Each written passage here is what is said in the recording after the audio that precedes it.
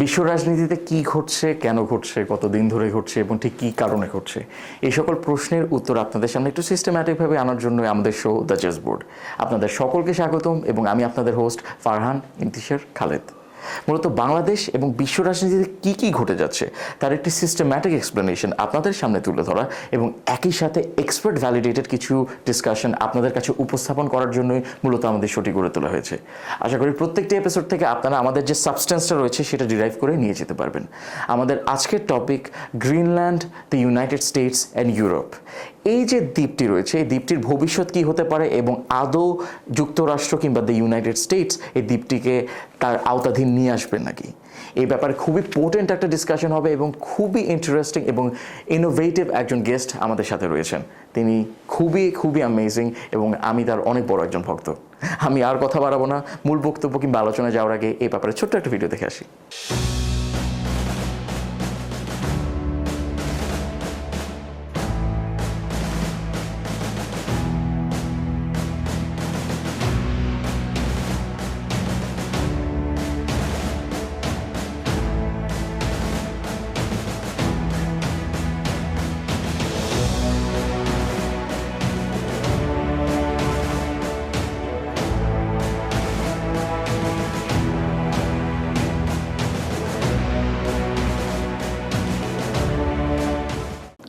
সুপ্রিয় দর্শক, আমাদের সাথে থাকার জন্য আপনাদের অসংখ্য ধন্যবাদ। আমার সাথে আছে আমার খুবই পছন্দের একজন মানুষ আছেন, major general doctor Naim Ashfaq Chowdhury. তিনি একজন অবসরপ্রাপ্ত সেনা কর্মকর্তা এবং একই সাথে তিনি vice chairman to the Osmani centre for peace and security studies. Sir, আপনাকে অসংখ্য ধন্যবাদ আবার আমাদের সাথে আসার জন্য। Thank you for having me. Of course, sir. It is always a pleasure to have you. You're such an insightful individual. এবং আমরা খুবই গর্ববোধ করি যখনই আপনি আমাদের শোতে আসেন। Thank you sir. তো আজকে আমরা স্যার প্রথমে গ্রিনল্যান্ড নিয়ে একটু ডিসকাশনের দিকে আগাবো। এখন কিন্তু দেখা যাচ্ছে গ্রিনল্যান্ড সম্পর্কিত মানুষের মধ্যে একটি কৌতূহল জাগছে। গুগল ট্রেন্ডস সার্চ করলে কিন্তু গ্রিনল্যান্ডটা অনেক উপরেই চলে আসে আজকাল। তো স্যার, আমি জানতে চাচ্ছি এই দ্বীপটি আসলে আমাদের মানচিত্রে ঠিক কোথায় আছে এবং এর তাৎপর্য কী? রাইট, গ্রিনল্যান্ড হলো পৃথিবীর সবচেয়ে বড় দ্বীপ। আচ্ছা। এবং এটা আর্কটিক অঞ্চলে, অর্থাৎ আমাদের উত্তর মেরুর কাছেই একটা দ্বীপ।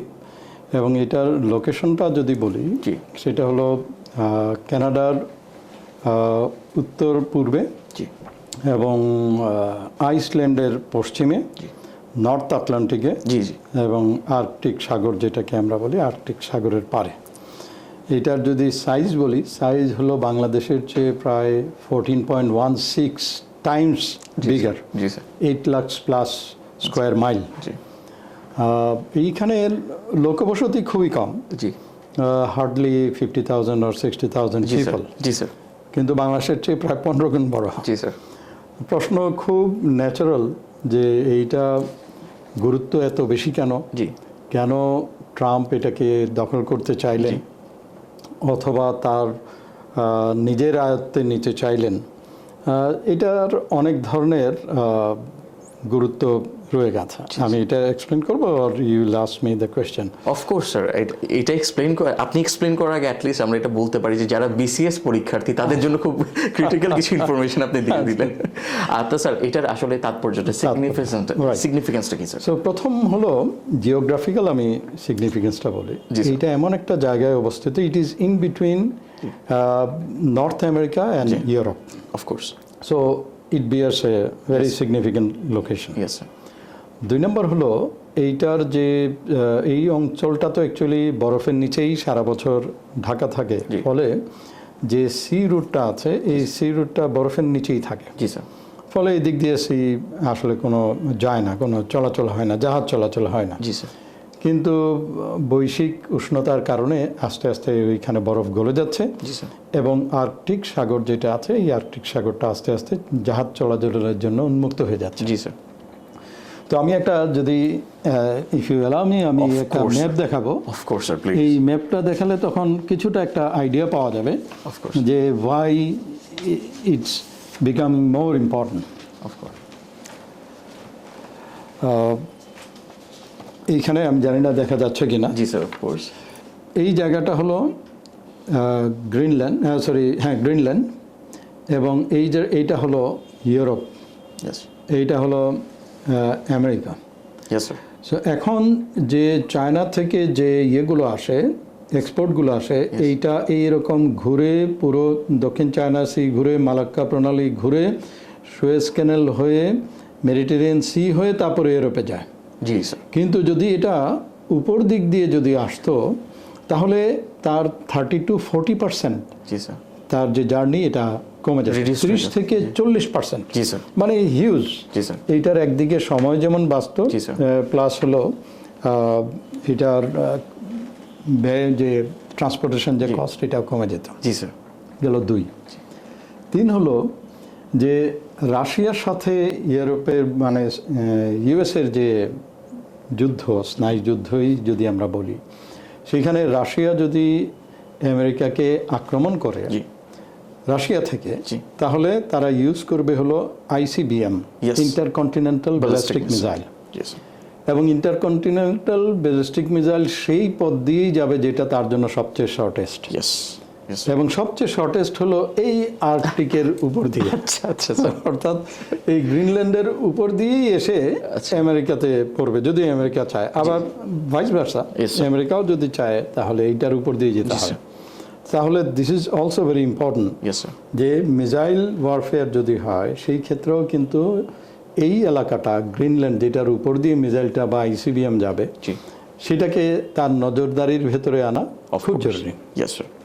3 নম্বর পয়েন্ট আরেকটা ইন্টারেস্টিং হলো, ওই জায়গাতে ইলেকট্রোম্যাগনেটিক যে ইন্টারফিয়ারেন্স ফর স্যাটেলাইট যে ভিউ বা অবজারভেশন পর্যবেক্ষণ যেগুলো করে, এখানে কম। আচ্ছা।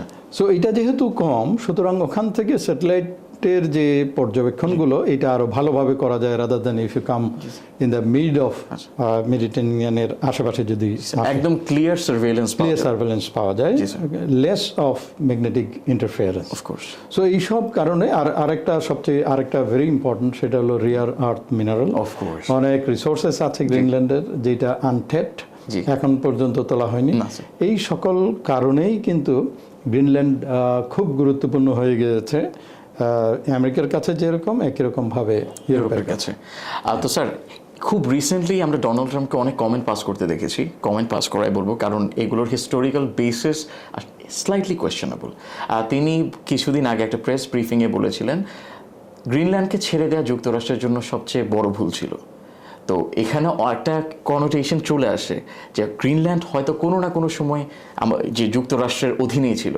এটা কি স্যার সত্য যে কোনো সময় হয়তো যুক্তরাষ্ট্র গ্রিনল্যান্ডকে তার আওতাধীন রেখেছিল এবং পরবর্তীতে তাদের দ্বিতীয় বিশ্বযুদ্ধের পর হয়তো ছেড়ে দিতে হয়েছে, এমন কিছু কি ছিল স্যার? এক কথায় উত্তর দিলেন নো।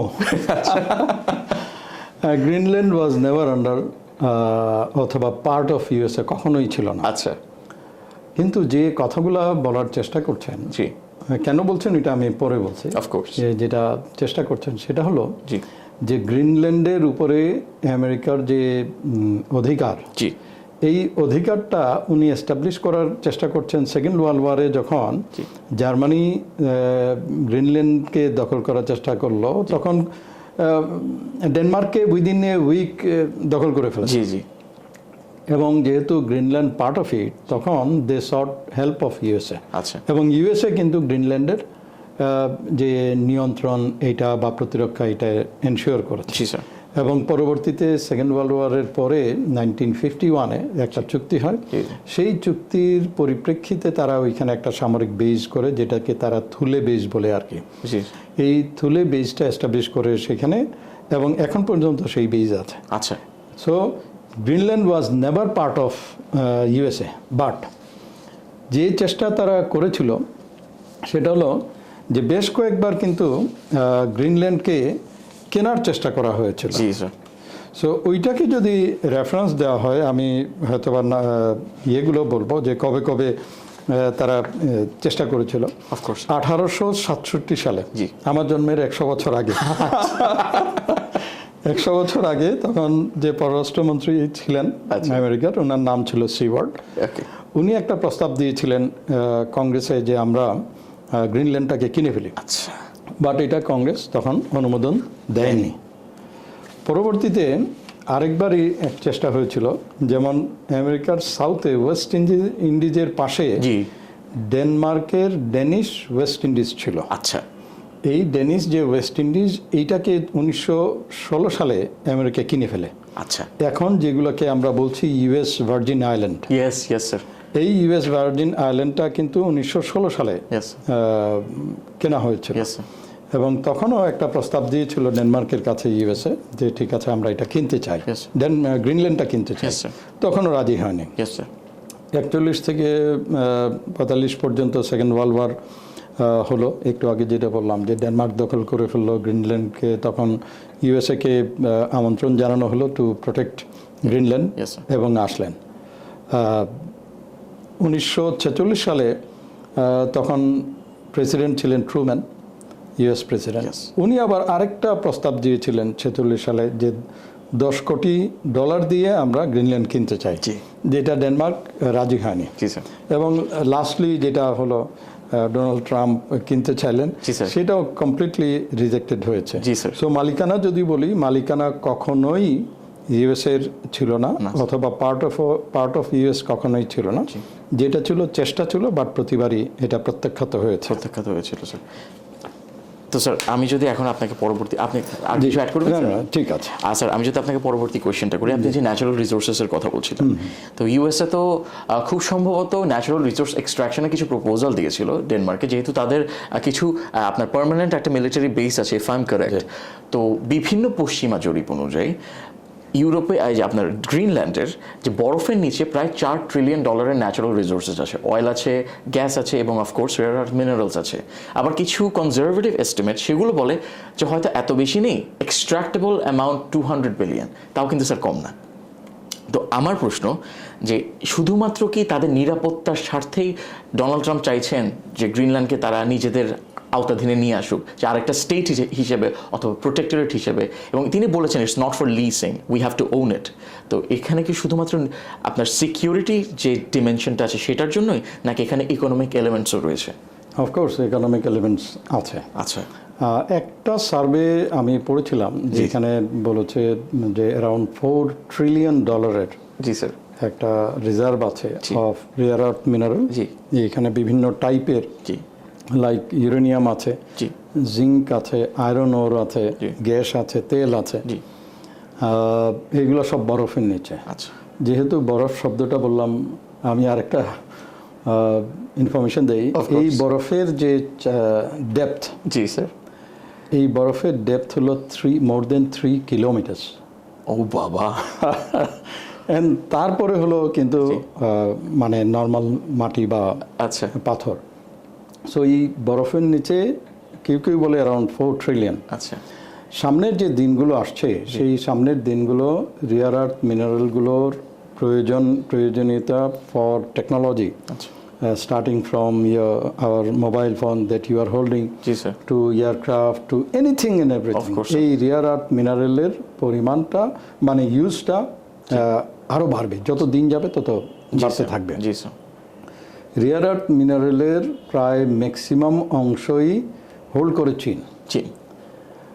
আরেকটা ইন্টারেস্টিং হলো যে অনেক দেশের হয়তো বা রিয়ার আর্থ মিনারেল আছে, কিন্তু এটার যে সাপ্লাই অ্যান্ড প্রসেসিং, জি, এই প্রসেসিংটা পৃথিবীর 90% করে চীন। চীন, ইয়েস স্যার। সো 90% যদি চীন করে, ইভেন ইফ ইট ইজ গ্রিনল্যান্ডে যদি থাকে, জি, স্যার। আবার কিন্তু পাঠাতে হবে চীনে জি, স্যার। ইন অর্ডার এটাকে আবার সাপ্লাই যোগ্য জি, করে তৈরি করা, জি, প্রসেস স্যার। করে তৈরি করা।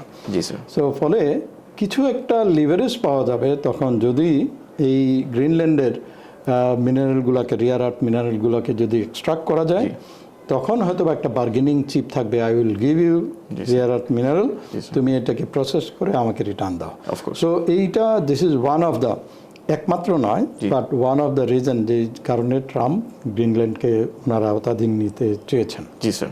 স্যার বিভিন্ন যে প্রিন্ট মিডিয়া রয়েছে এবং অনলাইন যে মিডিয়াগুলো রয়েছে মেইন স্ট্রিম, সেখানে কিন্তু এমনভাবে দেখানো হচ্ছে যে গ্রিনল্যান্ডের যে ডিপোজিটগুলো আছে ন্যাচারাল রিসোর্সেসের, ওটা চায়নাকে ট্যাকেল করতে পারবে, হয়তো তাকে তার ঊর্ধ্বে গিয়ে আপনার কম্পিটিশনে নামতে পারবে। কিন্তু আপনি যেটা বললেন স্যার, যে শুধু তো আমার রিসোর্সেস বা রিজার্ভস থাকলে হবে না, আমার প্রসেসিং ক্যাপাসিটিও থাকতে হবে, ক্যাপাবিলিটিস অ্যান্ড টেকনোলজি থাকতে হবে। It's very expensive sir.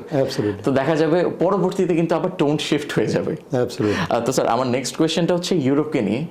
Europe শুরুতে কিন্তু স্যার অতটা উচ্চবাচ্য তারা হতে পারেনি, কারণ ইউরোপে যে রাইট উইং কনজারভেটিভস যারা ছিলেন তারা কিন্তু বলেছিলেন তারা একটা ইউরোপিয়ান আর্মি কিংবা ইউরোপিয়ান ট্রুপস এই আইডিয়াটাকে সাপোর্ট করছে না। কিন্তু বর্তমানে আপনার টোনটা শিফট হয়ে গেছে। এখন দেখা গেছে France, Germany, Italy, Spain, Poland এসব জায়গা থেকেও কিন্তু ট্রাম্পের যে রেটোরিক ছিল তার এগেনস্টে একটা শিফট ইন টোন চলে এসেছে। স্পেশালি জর্জিয়া মেলোনির ক্ষেত্রে আমরা দেখতে পাই, তিনি কিছুদিন আগ পর্যন্ত বলেছিলেন যে ইউরোপিয়ান ট্রুপস কিংবা ইউরোপিয়ান আর্মির যে কনসেপ্ট আছে সেটাকে তিনি সাপোর্ট করেন না। কিন্তু এখন তিনি বলছেন হয়তো উই মে রি-ইভ্যালুয়েট ইট, কারণ ট্রাম্পের অ্যাজ শি সেড যে ট্রাম্পের যে গ্রিনল্যান্ড থ্রেটটা ছিল ইট ওয়াজ এ মিস্টেক। তো স্যার ইউরোপের আমরা দেখতে পাই যে তারা হয়তো কন্ডেমনেশন দেয় এবং কন্ডেম করে থাকে, কিন্তু উচ্চবাচ্য তেমন কিছুই আমরা দেখতে পাই না। তারা একটা ট্রেড বাজুকার একটা কনসেপ্ট ছিল যেটা হচ্ছে আমেরিকান বিজনেসেস যারা হচ্ছে ইউরোপে আছে, ইউরোপে আমেরিকান বিজনেসেসদের উপর হয়তো রেগুলেশন বাড়িয়ে দিতে পারে, তাদের ট্যাক্স বার্ডেন বাড়িয়ে দিতে পারে। মূল কথা হচ্ছে তারা ইউরোপে যেন বিজনেস করতে না পারে, তাদের একটু কমপ্লিকেটেড একটা এনভায়রনমেন্ট তাদের জন্য তৈরি করে দেয়া। তো স্যার এর বাইরে কি ইউরোপ কোনো কিছু করতে পারবে? যদি কোনো ধরনের মিলিটারি ইন্টারভেনশন প্রয়োজন হয়, ইউরোপ কি কোঅ্যালাইজ করে ইউনাইটেড হয়ে আমেরিকার এগেনস্টে কোনো মতে দাঁড়াতে পারবে? রাইট, যে শব্দটা ব্যবহার করলাম যে ট্রেড বাজুকা, তাহলে আমরা ট্রেড বাজুকাটা কি ওইটা আগে একটু প্লিজ। আচ্ছা, ট্রেড বাজুকা হলো anti coercion instrument. Yes sir. So anti coercion ইনস্ট্রুমেন্টটা তারা অ্যাডপ্ট করেছে 2023-তে। আচ্ছা, কেন করলো হলো 2021 সালে লিথুয়ানিয়া যেটা করেছে সেটা হলো তাইওয়ানকে তারা কাইন্ড অফ স্বীকৃতি দিয়ে তাইওয়ানের সাথে এক ধরনের বিজনেস ডিল করেছিল। এবং এই যে বিজনেস ডিল 2021 সালে যখন করে, তখন চায়না তখন লিথুয়ানিয়ার উপরে ভয়াবহ একটা অবরোধ, তারা অর্থনৈতিক অবরোধ, অর্থাৎ তাদের কোনো জিনিস চায়নাতে ঢুকবে না এই টাইপের। শুধু এটা না, যে সকল ফার্ম জার্মান, ফ্রান্স, অন্যান্য ফার্ম লিথুয়ানিয়াতে কোনো প্রকার কোনো সহায়তা দিবে তাদের উপরে অবরোধ দিয়েছে চীন। সো এইটা যখন হলো, তখন লিথুয়ানিয়া যেটা করলো সেটা সে ইউতে নিয়ে গেল সেই বিষয়টাকে। ইউতে যাওয়ার পরে তখন এটা আলোচনা হলো যে এইটা আজকে চীন এই কাজটা করছে, কালকে হয়তো রাশিয়া করবে, পরশুদিন হয়তো বা ইউএসএ করবে, মানে someone else, we must do something. তখন তারা এই পলিসিটা অ্যাডপ্ট করেছে অ্যান্টি কোয়ারশন ইনস্ট্রুমেন্ট, যেটার নিকনেম দিয়েছে হলো ট্রেড বাজুকা। এই ট্রেড বাজুকা হলো অ্যাকচুয়ালি বাণিজ্যিক প্রতিরক্ষা প্রকল্প বা নীতি, যেটাই আমরা বলি। জি স্যার। এবং এটার মূল প্রতিপাদ্য বিষয় হলো যে আমরাও ইন্টার্ন সমস্ত ইইউ মিলে যে দেশ আমাদের কোনো একটা সদস্য রাষ্ট্রের উপরে, লাইক যেরকম আমার উপরে আক্রমণ হলে সকল রাষ্ট্র ইইউর সকল সদস্যের উপরে আক্রমণ হয়েছে বলে ধরে নিতে হবে। একই রকমভাবে যদি বাণিজ্যিক কোনো অবরোধ অথবা চাপে ফেলে কোনো দেশ, তাহলে ধরে নিতে হবে সকল দেশের উপরে একই কাজ হয়েছে।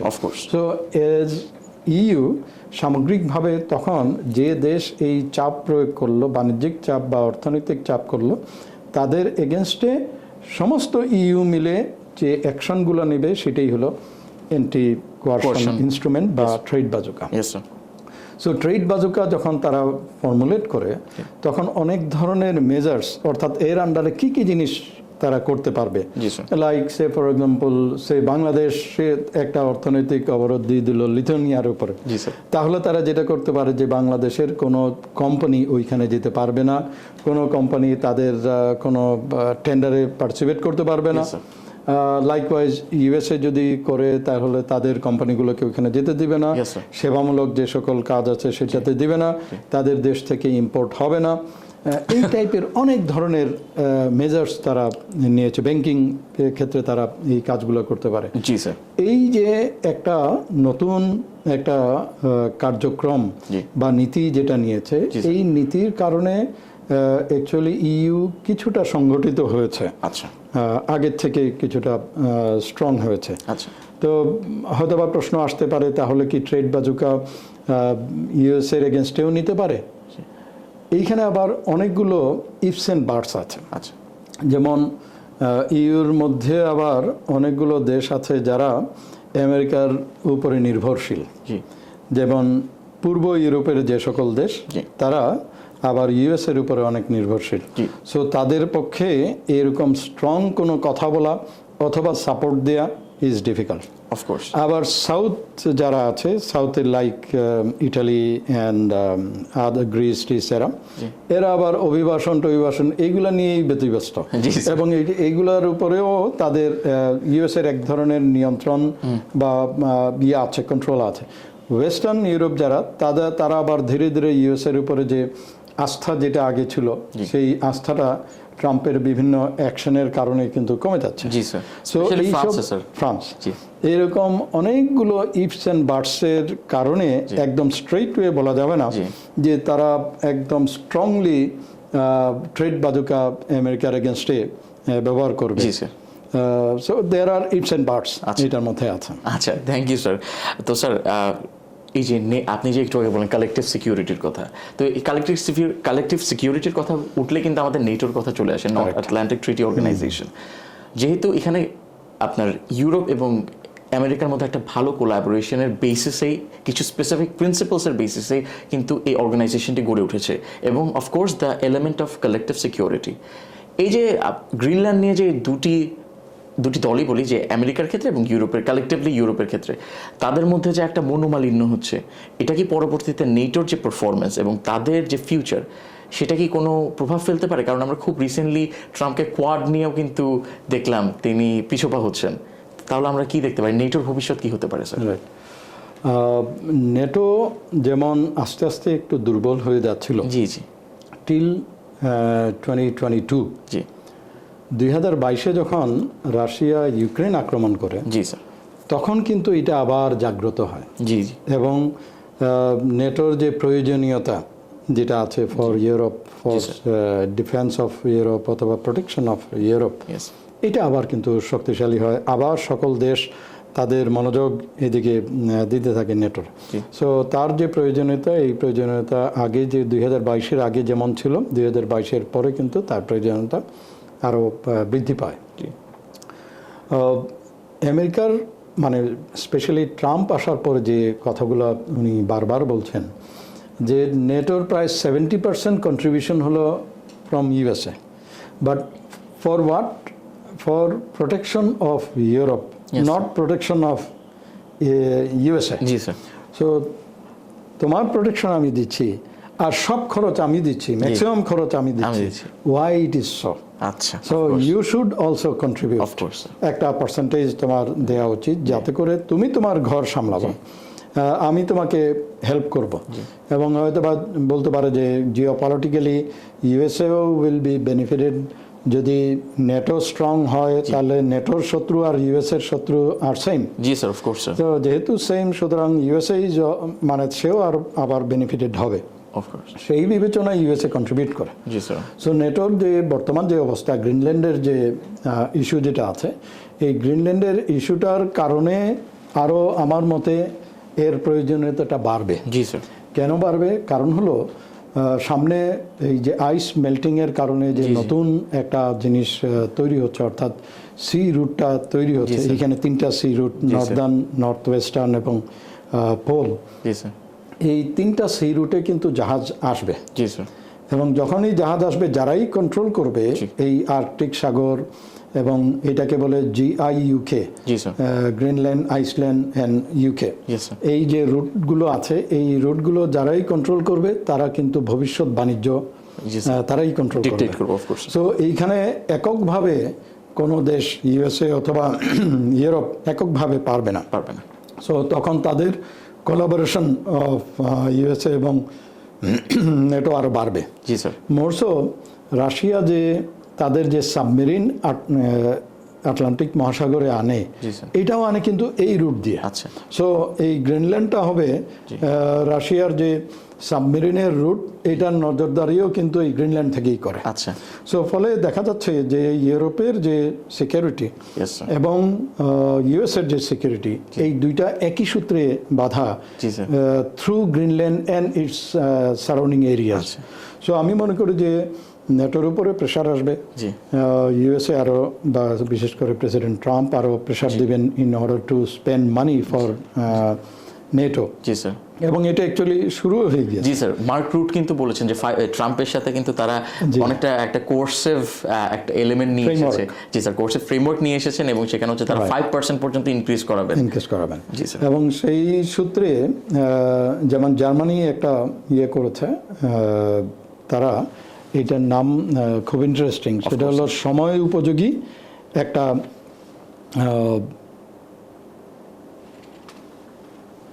প্রজেক্ট। এই প্রজেক্টের নাম তারা দিয়েছে জেইতেনওয়েন্ডে। Okay sir. এইটা একটা জার্মান শব্দ। জেইত মানে হলো সময়, আচ্ছা, আর ওয়েন্ডে মানে হলো পরিবর্তন। আচ্ছা, বর্তমানে যে সময় আসছে এই সময়ের উপযোগী বিভিন্ন কার্যক্রম গ্রহণ করব, স্পেশালি ইন প্রতিরক্ষা। এইভাবে তারা এই প্রজেক্টের নাম দিয়েছে জেইতেনওয়েন্ডে। এই ওয়েন্ডেতে 100 বিলিয়ন ইউরো তারা ফান্ড ড্র করবে, সংগ্রহ করবে। সমগ্র ইউরোপ থেকে নাকি শুধু জার্মান? ওরে বাবা, 100 বিলিয়ন ইউরো। ওকে। তো এই 100 বিলিয়ন ইউরো মানে হলো একটা হিউজ অ্যামাউন্ট অফ মানি তারা they are going to spend for defence. So এইটাতেও যেমন আসছে, অন্যান্য দেশও এগিয়ে আসবে এবং তারা এটাও চিন্তা করছে ইউক্রেনের ইনসিডেন্ট তাদেরকে এক ধরনের ওয়েকিং আপ একটা কল দিয়েছে যে you also need to spend a lot. শুধুমাত্র আমেরিকা নির্ভর অথবা নেটো নির্ভর হলেই চলবে না, ইউএসএ যে কোনো সময় তার নীতি পরিবর্তন করতে পারে। তো সকল কিছু বিবেচনা করে সকল দেশই অ্যাকচুয়ালি তাদের প্রতিরক্ষা যে ব্যয়টা আছে এটা বাড়াবে।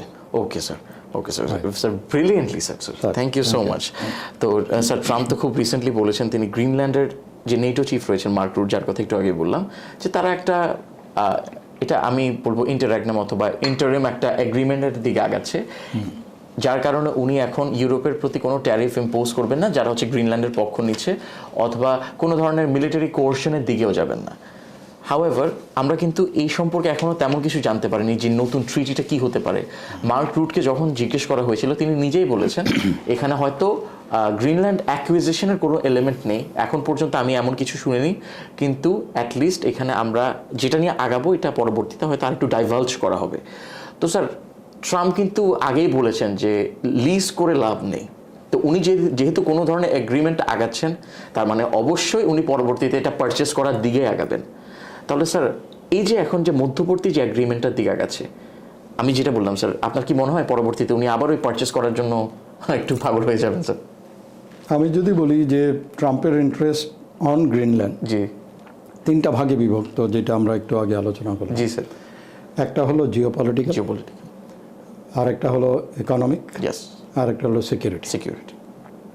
সো জিওপলিটিক্যালের মধ্যে যদি আমরা ধরি যে সামনের দিনগুলোতে রাশিয়া, চীন, ইরান এরা এক হয়ে নর্থ আটলান্টিক এবং আর্কটিক যদি এরা নিয়ন্ত্রণে নিয়ে যায়, তাহলে ইউরোপের যেমন সমস্যা হবে একই রকমভাবে ইউএসএরও সমস্যা হবে। Of course. So geopolitically he wants যে there should be some measures, যে বা স্টেপস, যে স্টেপসের মাধ্যমে এই যে জিওপলিটিক্যাল একটা চ্যালেঞ্জের কথা আমি বললাম, এই চ্যালেঞ্জটা যেন মোকাবেলা করা যায়। অফকোর্স। সো এই যে চ্যালেঞ্জ মোকাবেলা, এই চ্যালেঞ্জ মোকাবেলা করতে হলে তাহলে কি নিজের দখলে রাখতে হবে অথবা নিজে কিনতে হবে? The answer maybe no. আমি যদি আরেকটা জায়গা না কিনে আমি এই চ্যালেঞ্জটাকে মোকাবেলা করতে পারি, তাহলে why should I buy and spend my money? Number 2 is security. Security কীভাবে? এক হলো রাশিয়ান সাবমেরিনের কথা একটু আগে বললাম, যে এগুলা যে পথগুলো দিয়ে আসে, এটা এই রাস্তা দিয়েই আসে, বের হয়, যেগুলো নর্থ ইয়েতে থাকে। জি স্যার। সো সেটাকে যদি আমি প্রোটেক্ট করতে চাই, তাহলে কি আমার গ্রিনল্যান্ড কিনে তারপরে প্রোটেক্ট করতে হবে, or I have some measures যার মাধ্যমে আমি রাশিয়ান সাবমেরিনগুলোকে স্টপ করতে পারি অথবা তাদের গতিবিধিকে আমি নজর দিতে পারি?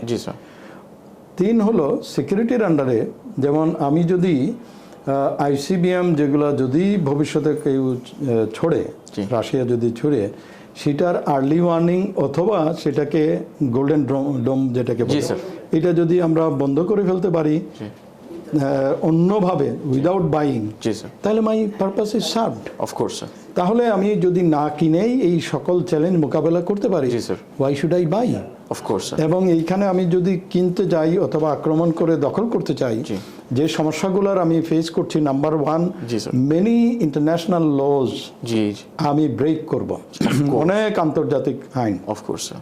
দুই হলো যে this is part of Denmark, জি স্যার। এবং Denmark is part of NATO, recently join করেছে। জি, এখন একটা দেশকে আক্রমণ করা মানে হলো, নেটোর একটা সদস্যকে আক্রমণ করা মানে হলো সমস্ত নেটোর সকল সদস্যকে আক্রমণ করা।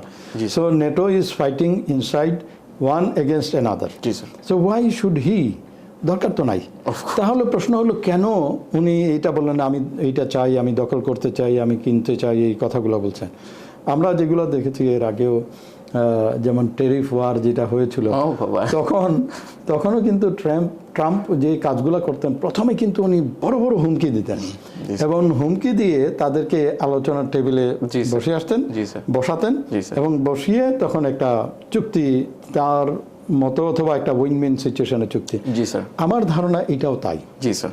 যে দখলের একটা হুমকি দিয়ে যে কাজগুলো হতে পারে সেটা হলো তার যে উপস্থিতি, থুলে যে বেস ক্যাম্প যেটা আছে, জি স্যার। এরকম আরো উপস্থিতি হয়তো ভবিষ্যতে বাড়াবে। জি স্যার। আমেরিকার যে তাদের যে বেস, এগুলা বাড়াবে, তাদের নজরদারির যে আইটেম যেগুলো আছে সেটা বাড়াবে, স্পেস যেটা পর্যবেক্ষণ করে সেইগুলোকে বাড়াবে, জি স্যার। এবং সেই সাথে আরেকটা কাজ করবে যে যারা নেটোর সিকিউরিটির সাথে সম্পৃক্ত তাদেরকেও কম্পেল করবে, you should also spend more money in order to ensure safety security of north Atlantic and Arctic. আচ্ছা। সো আমি মনে করি না যে ট্রাম্প হি মেন্ট যে ফিজিক্যালি উনি যে গ্রিনল্যান্ড আক্রমণ করবেন, দখল করবেন এবং মালিকানায় নিয়ে যাবেন। আচ্ছা। আমি এটাও মনে করি না যে উনি এটা কিনে ফেলবেন ফ্রম ডেনমার্ক, যে এটা ভেহেমেন্টলি অপোজ করেছে গ্রিনল্যান্ডবাসী এবং ডেনমার্ক। Of course sir. সো ওইটা না হয়ে আমার ধারণা তাদের উপস্থিতি এবং তাদের ফুটপ্রিন্ট যেগুলো আছে, এই ফুটপ্রিন্টগুলো গ্রিনল্যান্ডে আরও বাড়াবে, এবং বাড়িয়ে হয়তো বা এমন হবে যে একটা হলো যে নিজের নিয়ন্ত্রণে রাখা, আবার এট দ্য সেম টাইম যেটা চীন করেছিল, এখানে ইনভেস্ট করতে চেয়েছিল এয়ারপোর্টে, তারপরে মিনারেলে, ইনফ্রাস্ট্রাকচারে, এইগুলোকে সে বন্ধ করে দিবে। অলরেডি বন্ধ হয়েছে। সো কোনো অবস্থাতেই চীন বা রাশিয়া তাদের উপস্থিতি ইন অ্যান্ড অ্যারাউন্ড গ্রিনল্যান্ড এটা এনশিওর করবে। জি sir. Sir thank you so much. আপনি আমার পরবর্তী কোয়েশ্চেন এটাই ছিল যে যেহেতু ট্রাম্প মাঝে মাঝেই তার রিটোরিক চেঞ্জ করে ফেলেন, তাহলে কোনো একটা পসিবিলিটি আছে নাকি যে মিলিটারি ইন্টারভেনশন উনি করতে পারেন বা মিলিটারি অ্যাটাক করতে পারেন? এটা আনপোস্টই হতে পারতো, বাট আপনি আমার কোয়েশ্চেনের অ্যান্সারটা দিয়ে দিয়েছেন স্যার। খুবই ভালো লাগলো এই ডিসকাশনটা, এবং আমরা আশা করছি যেহেতু ডিপ্লোম্যাসির জায়গা থেকে আমরা আমাদের শোটাকে প্রমোট করে থাকি, ওয়ার্ল্ড স্টেজে আমরাও রেকমেন্ড করবো আমাদের ছোট জায়গা থেকে যেন অবশ্যই there should be war of words, not war with weapons. Right. তো স্যার আপনাকে অসংখ্য ধন্যবাদ আমাদের সাথে থাকার জন্য। পরবর্তী এপিসোডে আমার সাথে আছেন। Thank you sir. Thank you so much. তো সুপ্রিয় দর্শক, আপনাদের কেমন লেগেছে জানি না, আমার তো খুবই ভালো লেগেছে, খুবই ইনসাইটফুল, এবং আমার মনে হয় যারা স্টুডেন্টস আছেন তাদের জন্য খুবই খুবই পোটেন্ট একটা এপিসোড আজকে আমরা আপনাদের কাছে প্রেজেন্ট করেছি। যদি ভালো লেগে থাকে অবশ্যই আমাদের ফেসবুক এবং ইউটিউব পেজে যাবেন, লাইক এবং সাবস্ক্রাইব করবেন রেসপেক্টিভলি, এবং আমাদের ভিডিওগুলোতে কমেন্ট করে জানাবেন আপনাদের কি কি টপিক নিয়ে ডিসকাশন দেখতে ভালো লাগে, অথবা পরবর্তীতে কেমন ডিসকাশনস আপনারা দেখতে চান। Until next time, thank you so much.